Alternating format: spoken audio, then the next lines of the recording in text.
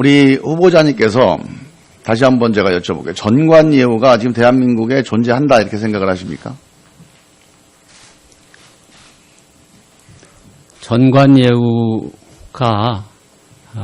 없다고 저는 부인하기 어렵다고 생각합니다. 예. 자, 전관예우가 존재하고 저는 뭐 광범위하다고 보지는 않습니다. 거의 대부분의 많은 판사, 검사, 변호사들은 억울하다고 볼 수 있겠지만 아주 중요한 위치에 있는 소수의 분들이 전관예우를 통해서 어떤 일들이 벌어지는지 제가 잠깐 조사를 해봤는데요.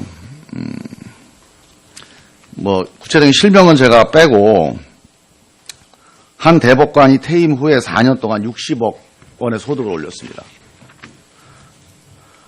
그리고 한 부장판사가 퇴임 후 1년 10개월 동안 19억 5천만 원. 그리고 한 대법관은 퇴임 후 5개월 동안 16억. 그리고 한 고검장은 퇴임 후에 1년 5개월 동안 16억. 검찰 대검 차장은 퇴임 후 7개월 동안 7억. 이게 정상적인 소득입니까? 어떻습니까? 우리 법률시장에서 이제 그 변호사를 많이 해보셨으니까요. 이런 소득들이 되게 정상적인 소득이라고 볼 수 있나요? 그분들의 그 사정을 잘 몰라서 제가 이렇게 단적으로 말하기는 어렵지만 좀 쉽게 이렇게 수긍하기가 어렵죠. 어렵습니다. 네. 네. 그리고 우리 저 후보자님께서도 같이 관여했던 정은호, 네. 네이처 리퍼블릭 그 같이 변호하셨던 네. 그 홍만표 네. 전 대검 수사기획관이요. 그분이 2013년도에 수임료가 91억.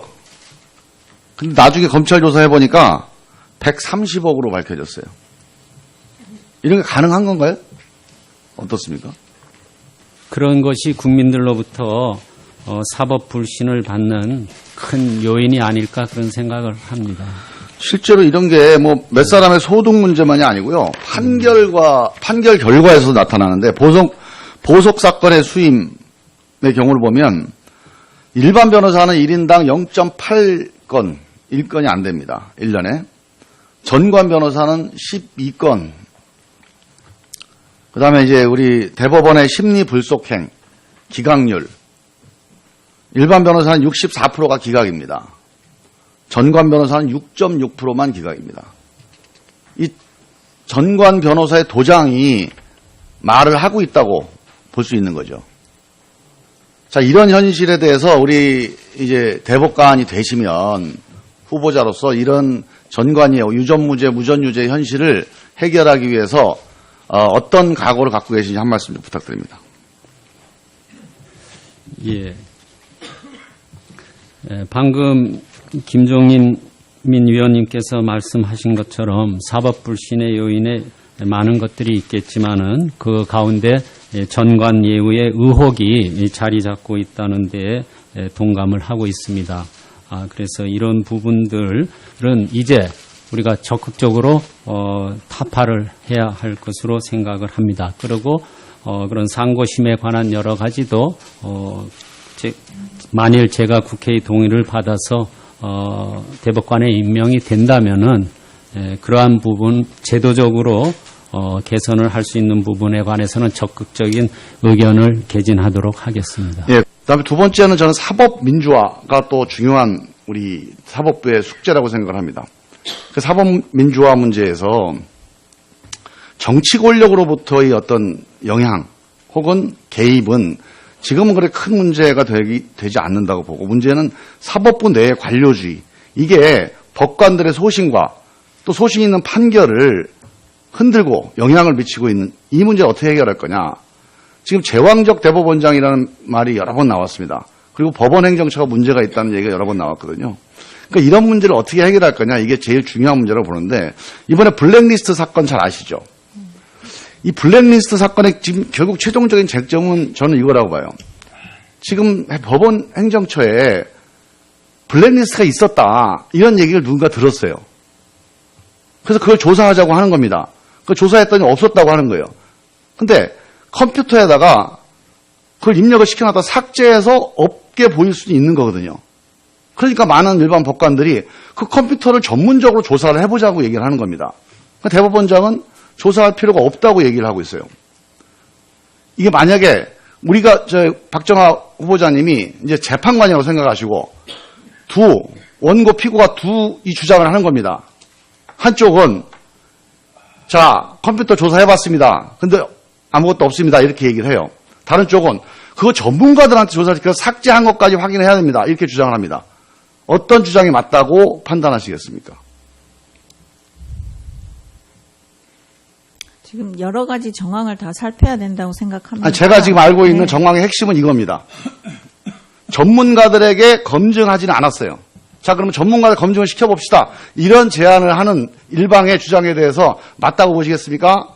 아니면 지금 현재 여기 없습니다라고 하는 일방의 주장에 대해서 손을 들어주시겠습니까? 현재 일방이 주장이 없다고 하는 주장이 근거가 있을 경우에는 반드시 전문가에 다시 또 추가로 해서 할 필요는 없겠지만 만약에 그 근거가 없다면 전문가로 하여금 컴퓨터를 봐도 될 수도 있겠습니다. 경우에 따라서는 그렇게 만약에 생각할 수 이제 있겠습니다. 판결을 하신다고 본다면 당연히 상식적으로 컴퓨터는 현재 문서를 지우면 없어요. 그죠?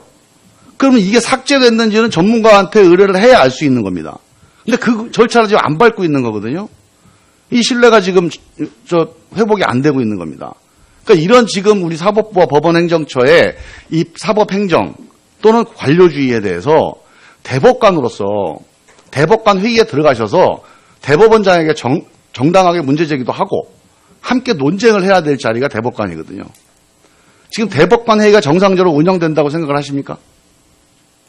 정확히 잘 모르겠습니다. 그 부분은. 관료주의 문제를 가지고 법원 행정처 개선을 지금 얘기하고 있잖아요. 예. 근데 이제 이게 법원 행정처라고 하는 게 대법원장과 법원 행정처 구조가 일종의 이제 우리가 행정기구로 따진다면 행정조직의 유형 중에서 독임제 기구의 성격을 많이 띠고 있거든요. 독임제 기구의 직할 집행기구 같은 성격을 띠고 있어요, 지금. 근데 과연 사법부의 행정기구가 독임제적 그 구성과 성격과 그리고 그 독임제 기구의 수장의 직할 집행기구 이런 형태로 가는 게 맞는 거냐 아니면 협의제적 성격의 그런 집행기구로 바꾸는 게 좋은 거냐 이 점이 사실은 이 사법평의의 사법위원회 논쟁의 핵심이거든요. 네. 그래서 지금 뭐 많이 고민을 안 해보셨다고 그러는데 문제의 본질은 전 이 문제라고 봅니다. 네. 과연 사법부의 행정을 독임제적 직할기구로 갈 건지 아니면 협의제적 기구로 갈 건지 이 점에 대한 판단이 핵심이라고 보는데 여기는 어떻게 보세요? 네.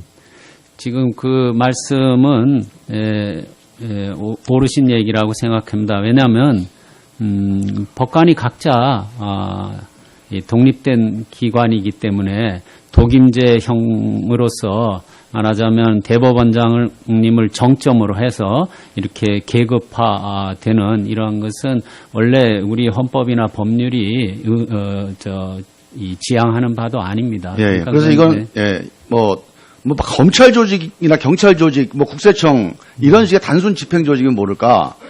이게 이제 그래서 이게 지금 현재 있는 법원행정처 조직은 법관 중심의 전문성, 그 다음에 독임제가 갖고 있는 어떤 효율성 이런 부분에서는 좀 강점이 있으나 기본적으로 협의제 기구가 가지고 있는 어떤 대의성, 그 다음에 어떤 민주적인 공론을 불러일으키는 민주성 이런 측면에서는 다양성 이런 측면은 좀 많이 결여되어 있어서 과연 사법부의 행정기구는 둘 중에 어느 게 옳으냐 하는 점에 대한 판단이 좀 필요하다고 보고 그 점에 대해서 좀 적극적으로 만약에 대법관이 되시면 그 사법부 내의 그 지도부로서 좀 한번 검토를 해주시면 좋겠다 그런 말씀을 좀 드리고요.